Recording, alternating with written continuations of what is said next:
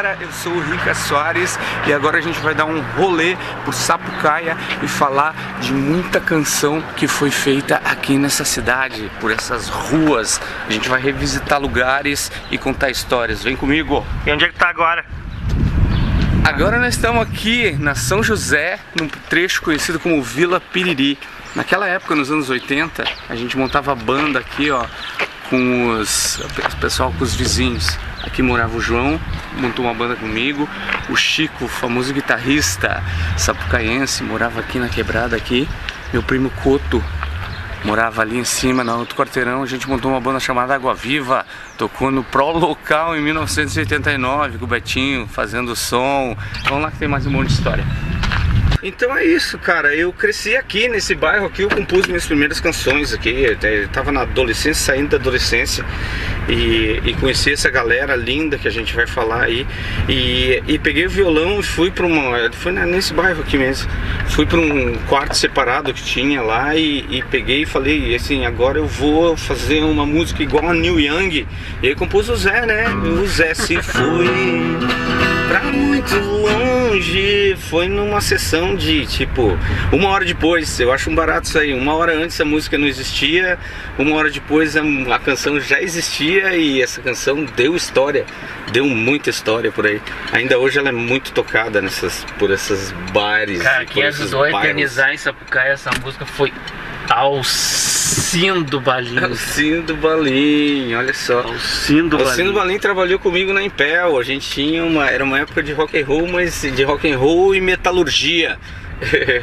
Ele tinha metal feito total. Ele total metal. Ele tinha feito Senai comigo, Senai ali da Senai de eletromecânica, né, que fica do lado do Vila Prado ali. E aí depois ele entrou na firma lá e ele que me apresentou toda essa galera, além de ter me ajudado a popularizar essa canção, ele apresentou alguns dos meus melhores amigos até hoje, né? E que falta que faz aquele cara, ele inclusive compôs uma canção que eu nunca esqueci, onde ele falava assim, vou te servir uma pizza de caco de vidros. O Alcindo era esse cara, um cara de uma cultura fantástica, né, cara, um cara fabuloso.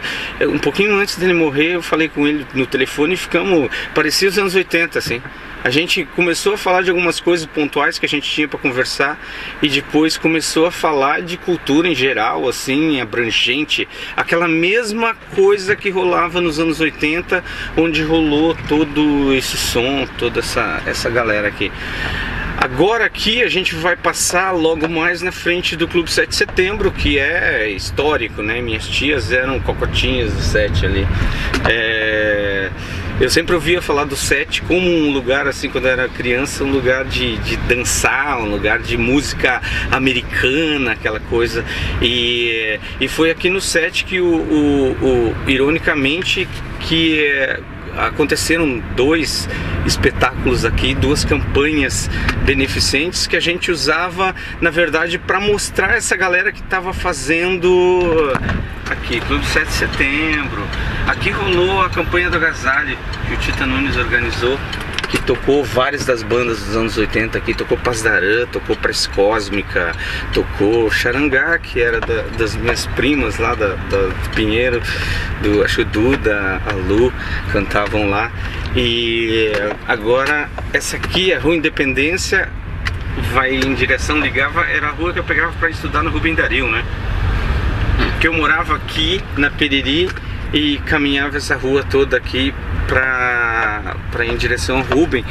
E ali no Rubem foi onde aconteceu, talvez seja o lugar mais importante desses aqui, de todos que a gente está falando, porque era onde estudava aquela molecada, onde estudava aquela gurizada, tinha o bar do Play na frente, onde o pessoal se reunia para descontrair.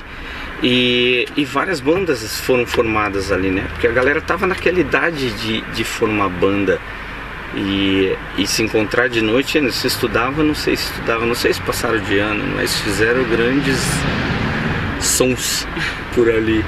E aqui também, logo mais na frente aqui, vai ter um lugar onde era a garagem do Robert. O Robert é outro camarada que foi para outro plano.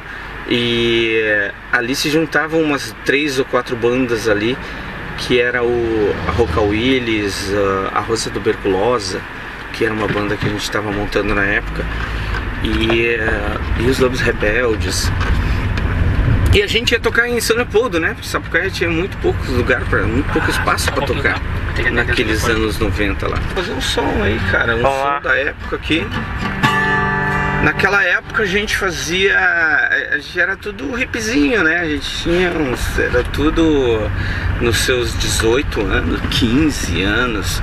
E a gente ouvia Ipanema FM, que chegou mudando, algumas coisas mudaram a vida da gente, né? Naquele começo dos anos 80, assim, culturalmente. Além de toda essa coisa da idade, de estar se reunindo ali no Rubem, você tinha a Rádio Ipanema FM e você tinha o novo rock nacional acontecendo, o rock gaúcho principalmente acontecendo. E você era muito influenciado por aquelas coisas ali. E por poesia, você gostava de cultura e poesia e coisa e tal. E aí rolavam umas baladas tipo assim: hoje eu acordei meio doente, não me penteei e não escovei os meus dentes. Tomei um café, acendi outro cigarro.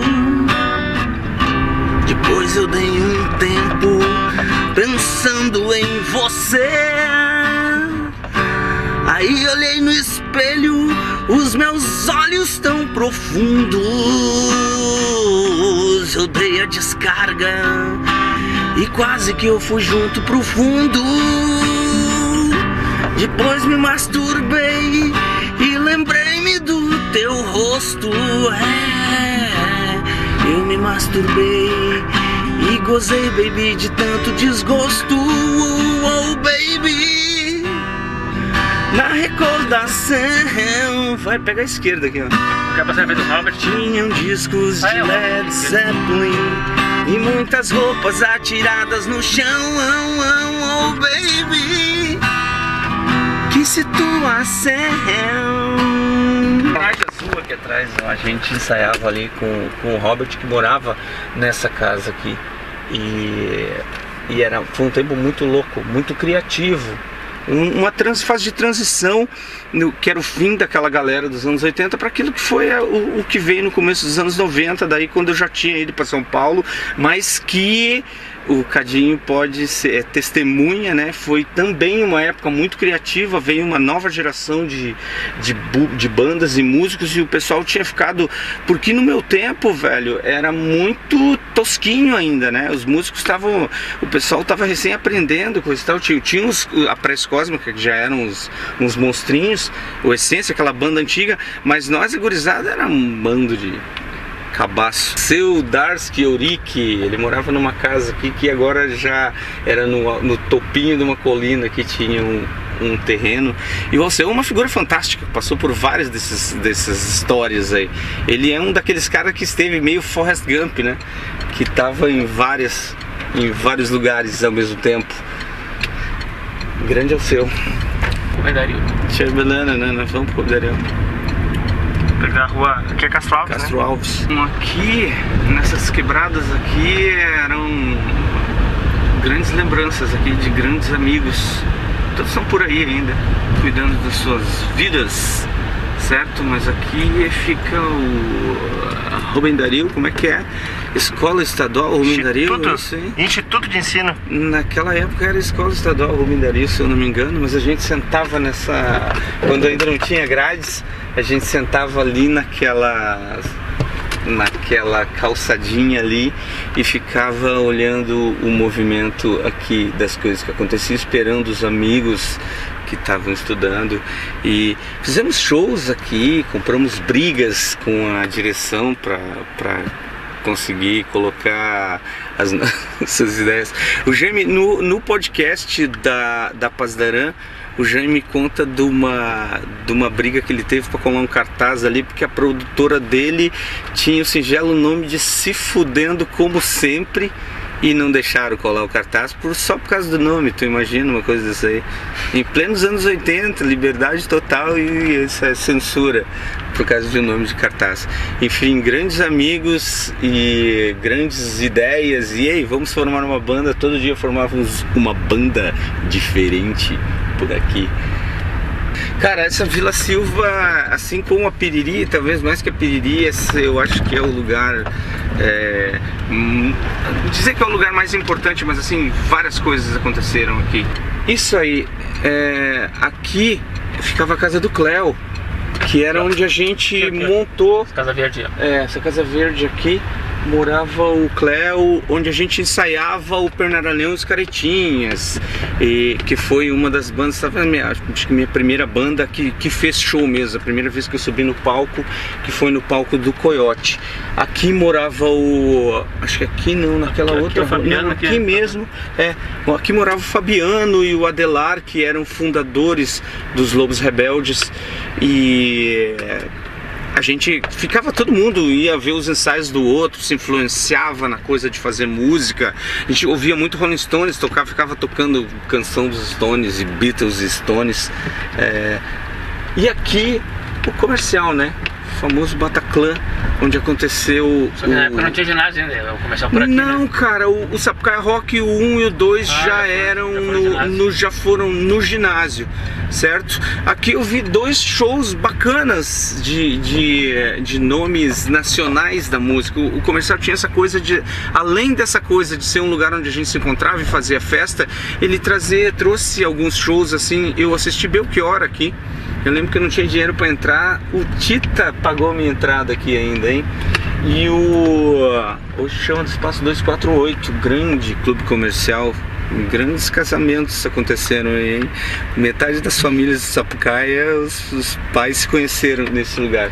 E Engenheiros do Havaí, Belchior e Engenheiros do Havaí eu assisti no clube comercial. Engenheiros no disco A Revolta dos Dandies, certo? Tocar remanho? Pode ser, pode ser.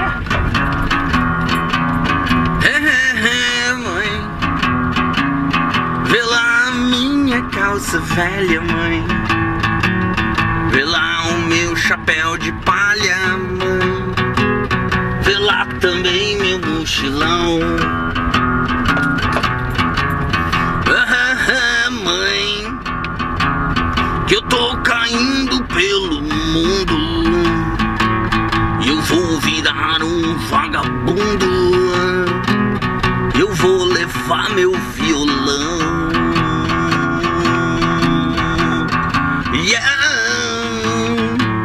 O pó da estrada me alucina. Viver no mundo é minha sina. Meu sangue pulsa muito forte e eu vou levar meu violão. E qual é a história dessa música aí? Pode crer. Cara, essa música é muito louca porque ela foi mais ou menos na mesma época que eu compus o Zé. Lá naquela época eu compus ela. Ela era uma coisa meio... Foi criada meio como um exercício assim, tipo, ei, vamos ver como é fácil fazer uma canção. E ela acabou virando uma coisa que ficou boa. Nem eu achei que ela tinha ficado tão boa assim. Mas o pessoal tocou ela em vários lugares. Ganharam o festival melhor instrumentista, sei lá o que ganharam lá no Festival do Liberato. E até hoje o pessoal toca ela muito, bastante conhecida. Aqui embaixo desse viaduto que a gente está passando, que eu não sei o nome, a gente fez um evento chamado Sol Maior, que foi outro evento clássico assim naquela época. A gente tinha muito pouco, então o que se tinha é muito brilhante na lembrança assim. Naquele show eu lembro que eu conheci, o Alcino me falou pela primeira vez do Paulo Pink, que é um dos maiores compositores aqui do Vale, um dos maiores compositores gaúchos para mim, apesar dele ter muito pouca coisa registrada. O Egisto Dal Santo gravou um disco agora com algumas músicas dele aí. Ele merecia um mainstream, mas ele sempre foi um cara maldito, certo? Aqui pra trás a gente passou, ficava a casa do Tonhão ali também, que é o cara que a gente fez o primeiro entrevistado do nosso primeiro podcast, que contou várias histórias de das bandas dos anos 70 e 80, a banda dele mais famosa, Prece Cósmica, mas o Essência também, o Saga, o Pássaro Humano, várias bandas e canções lindas que vocês precisam conhecer, pelo amor de Deus. São canções tão lindas como as canções dos roqueiros mais lindos do Brasil, assim. Se fala muito do rock porto-alegrense, do IAPI, coisa e tal. As bandas daqui, essas bandas que eram mais ou menos contemporâneas daquele rock mais setentista do começo dos anos 80, são tão boas quanto elas. A gente tá aqui mais ou menos à esquerda, lá do outro lado da faixa, Cine Marabá, onde do lado ficava o Bar do Foguinho. Cine Marabá foi palco de um show épico aqui também, que tinha várias cartazes espalhados pela cidade. Você perguntava o que era aquilo e ele chamava Para Ovos e Tomates, o show de uma banda chamada Base Aérea, onde estava o Alceu, estava o Luiz Gustavo Kogo, pessoas que também são personagens dessa nossa série sobre a música sapucaiense e da região toda aqui, porque é difícil dizer onde termina e onde começa Sapucaia do Sul. Sapucaia do Sul é antes um sentimento. Sapucaia do Sul é mais um sentimento do que um território. Agora aqui tudo era rock and roll naquela época, porque tu tava com um violão debaixo do braço e uns meia dúzia de amigos pra te acompanhar. E o que era a bebida? Então, cara, eu juro que eu nem bebia. O que tinha? Não, a gente tomava o que tinha realmente. Era Antártica e Brahma, já que era só isso que tinha, né? E vinho, tinha um vinho branco de garrafão no Coiote lá, que era um dos meus preferidos. E basicamente a gente se chapava era de amor e de amizade mesmo. Esse era o grande... E esse cantinho aqui? Barato. Esse cantinho aqui é um lugar que tá no meu coração, né? Aqui ficava a Figueira, a antiga Figueira. E Escola Fátima aqui, né? Esquina Escola Fátima. A Escola de Fátima, onde rolou um dos primeiros shows aqui, segundo diz o Tonhão, rolou um show aqui com o Capau Alceu, foi o primeiro lugar onde o Tonhão tocou em público. Então um lugar muito importante. Aqui tinha uma figueira e aqui à esquerda, aqui agora mudou muito aqui assim, né? Mas aqui à esquerda nossa ficava a pizzaria Coiote, que era do Maneca e era um lugar mais cult, talvez, que eu conhecia. Tinha vários lugares muito cults, assim, de pessoas de cultura de alto nível conversando sobre música e sobre literatura e sobre filmes. Mas aqui foi o primeiro lugar, por exemplo, onde eu toquei numa banda, que foi num show. Um show com as bandas Pasdarã e Lobos Rebeldes, e eu tinha aquela banda chamada Bernaralhão e os Caretinhas. Mas o que eu digo é que tudo aqui era palco, porque a gente vivia com um violão debaixo do braço, tocando desde clássicos que a gente curtia, do rock e da MPB, como também muita coisa dos autores daqui, mesmo que não fosse música minha, de querer mostrar, mas a gente tocava Paulo Pink, a gente tocava as músicas do Gilney Lucas, a gente tocava aqueles sons da banda Essência, e a gente tocava esse grande compositor que a gente vai ter que cobrir mais hora menos hora, que é o Capau, né? O Capau talvez seja o compositor mais icônico de Sapucaia, assim. Ele é desconhecido, porque o Pink é essa figura mágica, assim, mas o Pink ele é muito mais conectado com São Leopoldo, apesar de ter morado anos em Sapucaia aqui. Mas o Capau, ele é essencialmente sapucaiense, esteve lá pra cima no Rio de Janeiro e coisa e tal. E ele é um cara muito adorado aqui, fazia compositor de sambas, compositor de MPB, compositor de rock, e que tem aquela musiquinha dele que eu cantava, eu adorava. Ô mãe, faz tempo que eu não canto isso aí.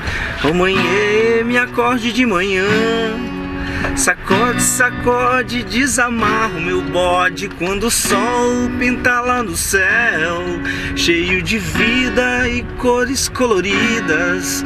Ó manhã, eu quero café na cama, que essa noite sonhei com quem me ama.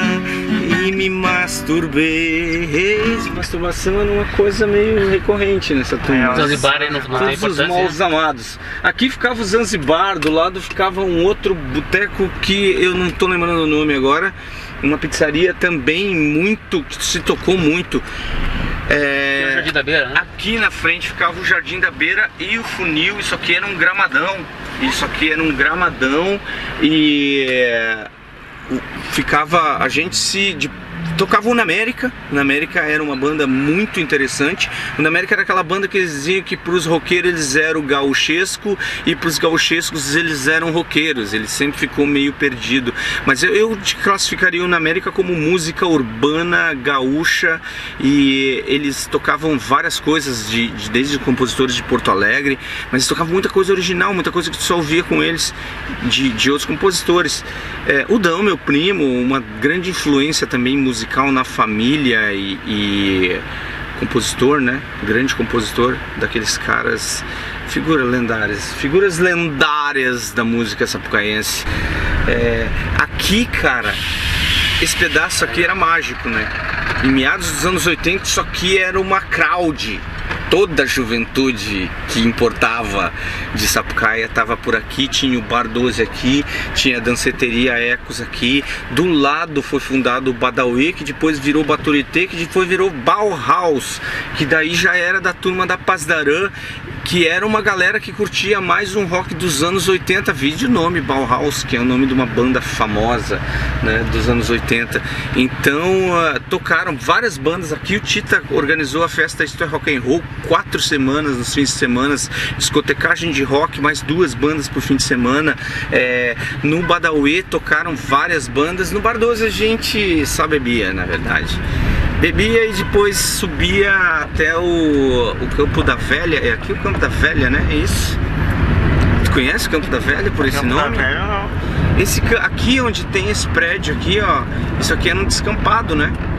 Era um campo que assim que a gente juntava aqui para fazer roda de violão, fogueira, tomar piga e tomar traque da polícia, que adorava pegar a gente ali. E aqui, não vou saber te dizer onde, o Tita disse que é do lado da Saft. Passou, né? Então, ficava o Pingapura, que é um outro bar clássico, que era o bar do Roupa Fina. Roupa Fina estudou comigo no Rubem Dario.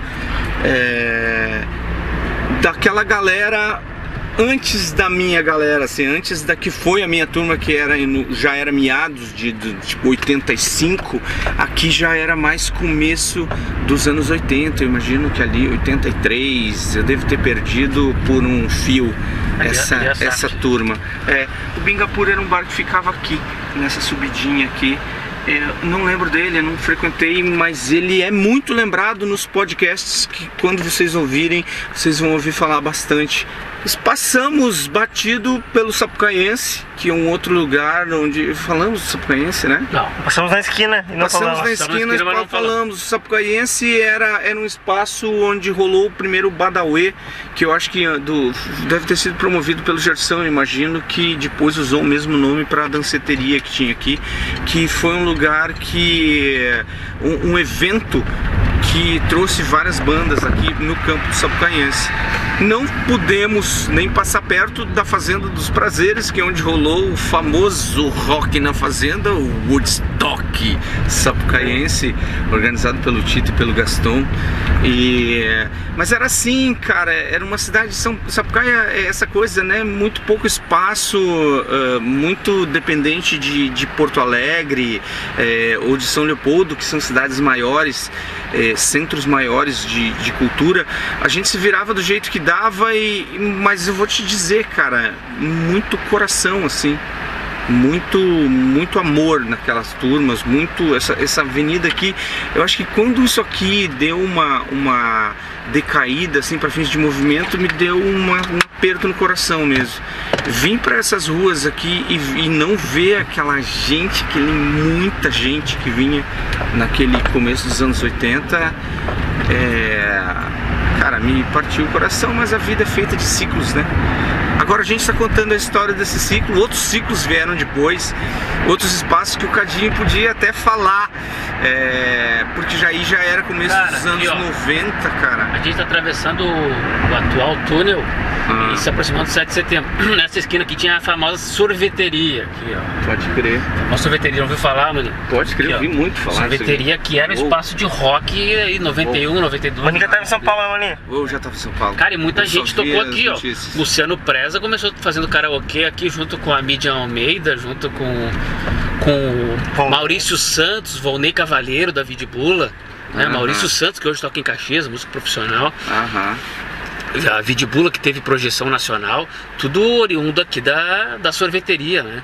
Sorveteria que o pessoal não pagava nada e tinha circuito de rock, veio tocar o Bandalheira aqui várias vezes, né? Com o alemão Ronaldo, o Marcinho Ramos, né? Tocando aqui do lado do 7 na sorveteria, e era espaço de rock, né? Assim, cara, muito importante assim, para a década de 90 a sorveteria. Bacana falar desse lugar aqui também, hein?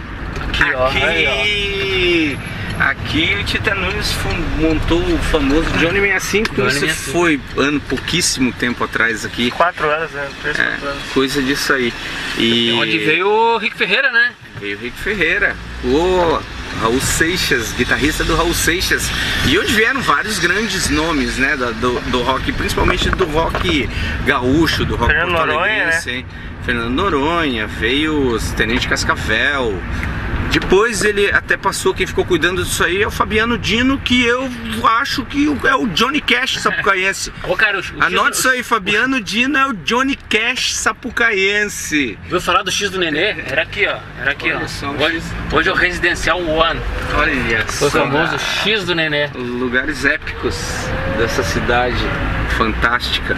E, maninho, terminando a nossa caminhada. Terminamos a nossa caminhada. Isso aí, curtam os nossos podcasts, tem várias histórias nesses pedaços aí, várias histórias de muita gente muito boa, de coração muito puro amor à arte, e arte a gente faz por amor. Nenhuma dessas bandas estourou, nenhum desses caras aí fez sucesso, nenhum deles você ouve nas rádios até hoje assim, mas são músicas lindas, músicas de puro amor. Essas pessoas ainda estão por aí, é coisa de resgatar essas pessoas, de trazer elas, de estar ouvindo ainda essas histórias. Isso é identidade, né, cara? Cara, mas muita gente teve projeção, muita gente tocou com muita gente em Porto Alegre, São Paulo, não foi algo restrito aos moradores de Sapucaia do Sul. Teve uma relevância cultural todo esse movimento. Não tem relevância, mas o que eu defendo é que assim uma importância menor para essa coisa do sucesso absoluto, e vamos falar do sucesso relativo. O sucesso relativo é o aqui e agora. O sucesso relativo é uma conversa que nem essa que a gente está tendo, entendeu? Isso aqui não precisa ser quem está envolvido, aquele número de pessoas que está envolvido ali, sentir aquilo. Porque a gente está sempre querendo sabe, alcançar mais gente, e aí tu tá diluindo, e tocar no Credit Car Hall, e tu tá diluindo uma coisa, entendeu? Eu acho que é importante, as duas coisas são importantes, mas assim, isso é sobre fazer sucesso para 10 pessoas, fazer sucesso para 2 pessoas que seja, sabe? Mas assim, fazer sucesso para 10, fazer sucesso para 20, fazer sucesso na tua comunidade. Legado. Sabe? Isso é sobre comunidade, isso é sobre identidade, isso é sobre estar ligado, ter uma cultura, da importância da cultura, sabe? E de estar passando isso aí para as outras gerações, que essas histórias não fiquem perdidas, sabe? Hoje a gente tem se reunido com essas pessoas, são pessoas que algumas delas tinham perdido o contato, algumas delas não lembram das músicas que elas mesmas escreveram, e sabe, e hoje é importante que elas resgatem isso aí, porque os filhos vão adorar ter isso aí, os netos vão adorar ouvir isso aí. Eu tenho orgulho do meu avô ter sido um compositor, sabe, todo mundo na família tem um grande orgulho disso aí, e não tem família que não tenha orgulho das pessoas que criavam dos saraus, das festas. Isso é alegria, isso é para além de pão. É como diz aquela grande música dos Titãs, né? A gente não quer só comida, a gente quer comida, diversão e arte. E é sobre isso. Valeu, galera. Curtam os podcasts. Essência é um conteúdo muito rico, né, cara? E é a nossa história, né? É a nossa história, é a nossa narrativa que nós vamos deixar e vamos contar. E é isso aí. Pode crer. Valeu. Agora eu vou botar a viola no saco e vou pra minha casa. E é isso aí. Até. Valeu. Se falemos. Tocando, né? O maior golpe do mundo.